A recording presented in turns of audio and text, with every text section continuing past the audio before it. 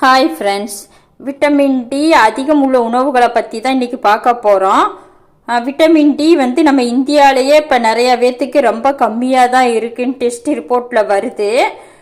நம்ம இந்தியாவில் நல்ல வெயில் அடிக்குது. இந்த வெயிலில் இருந்து தான் விட்டமின் டி நமக்கு கிடைக்கிது. எப்படின்னா இந்த சூரிய வெளிச்சம் இருக்குல்ல, அது மூலமாக நமக்கு தேவையான விட்டமின் டி கிடைக்கிது. இப்போ விட்டமின் டி பற்றாக்குறை நிறையா மக்களுக்கு ஏற்படுது. இந்த விட்டமின் டி பற்றாக்குறையை நம்ம எப்படி சரி பண்ணலாம்னா உணவு மூலமாக சரி பண்ணலாம். விட்டமின் டி அதிகமுள்ள உணவுகளில் சாப்பிட்டோன்னா விட்டமின் டி நமக்கு அதிகமாக கிடைக்கும்.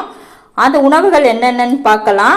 ஃபஸ்ட்டு மீன், ரெண்டாவது முட்டையோட மஞ்சக்கரு, மூணாவது காளான், நாலாவது ஓட்ஸு, அஞ்சாவது ஆரஞ்சு ஜூஸு, ஆறாவது பால்.